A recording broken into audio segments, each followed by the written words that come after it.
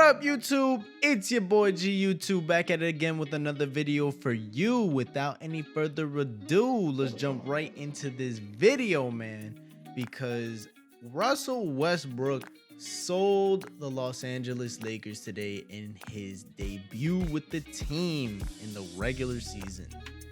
And to be honest, I was kind of expecting this. I'm not really surprised. I don't know why a lot of other people are super surprised. It's the first game of the season. Could have went really either way. But to be honest with you, there are a couple conclusions that I can make after watching this game.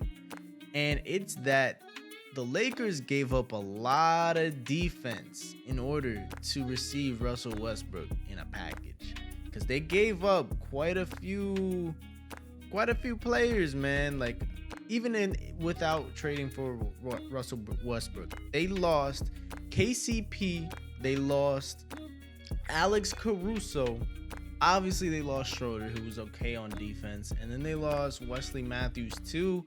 That was a lot of perimeter defense that they lost. I mean, you can't really say that Russell Westbrook by himself brings all that defense back. And even then, I'm here to say Russell Westbrook is not as good as of a defender that you think he is. He's not that great of a defender. He's average at best, maybe a little bit above average, but that's besides the point. On a night where, let's honestly hold up, let's just look at these stats, man. Like, look at this. All right, so we have Stephen Curry right here. My man Stephen Curry shot 5 for 21. 5 for 21. He shot 23% from the field and shot 25% from three. Had a triple-double, and he was their leading scorer, yet they still scored a whopping 121 points on the Lakers. 121 points, man. Like, that's a lot to be dropping on a team, especially when you don't have what's the rookie name? Wiseman. You don't have Wiseman, and you also did not have Klay Thompson either. He hasn't made his debut yet in like 2.5 years. That's crazy, man. And on a night where both LeBron and Anthony Davis dropped 30 and 10. They both almost had a triple-double.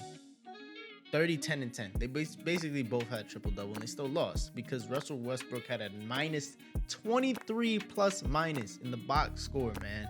Shot 4 for 13. And a lot of his shots were classic Westbrook shots. Let's keep it real.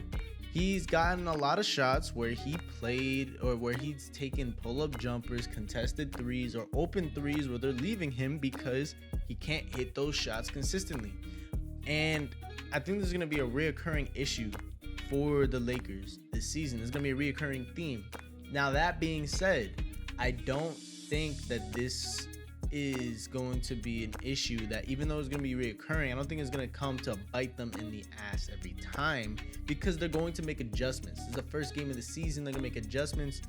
For right now, they're playing like Rondo and they're playing a lot of Rondo and Russell Westbrook on the floor at the same time. That doesn't make sense. You shouldn't have those two on the floor at the same time, and especially Russell Westbrook playing with a lot of DeAndre Jordan and a lot of Dwight Howard also doesn't make sense. So they're gonna have to switch up a lot of those lineups so that they aren't on the floor at the same time a lot, because Westbrook needs to play with people who could space the floor. LeBron, Anthony Davis, Bazemore, and maybe like a Carmelo Anthony, Malik Monk, Avery Bradley, somebody who could some people who space the floor a little bit. And shouts out to Avery Bradley, man. He sat on the bench for like 3 quarters, came in and immediately started playing defense and started disrupting the game. And that's the most you could ask for out of your role players, man. Carmelo Anthony came back doing his usual volume shooting 33%. But that was to be expected. He didn't have a horrible debut. It wasn't a great debut defensively for the Los Angeles Lakers, man. And I think that's gonna be the reoccurring theme that you see this season. Not necessarily offensively, But defensively, this is what they're gonna look like all season, man. Getting lit up by teams that they shouldn't be getting lit up by. At least not this Warriors team as they are currently constructed. But shouts out to Curry, man. He balled out tonight. He balled out in the clutchest moments. Even though he started off not having a good game, he made an impact in other ways. And Bijalika, something like that. Bijalika, something. I don't know. I don't know how to pronounce that name. I'm bad with doing that, man. He balled today. He balled out today, man. He played great minutes off the bench, and he really made a big impact on them in the third and fourth quarter when they started to kick up.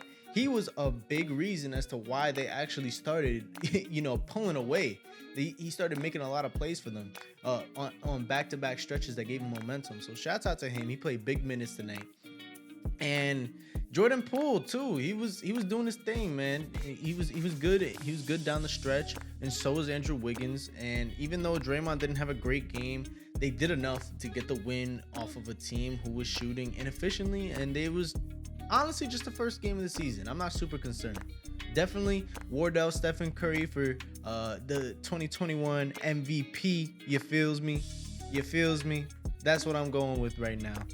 He's going to win MVP, and I think there's no stopping him. starting off the year with a triple double. Don't mind if I do, man. Don't mind if I do. I'm all for it. I am Team Wardell Stephen Curry all day.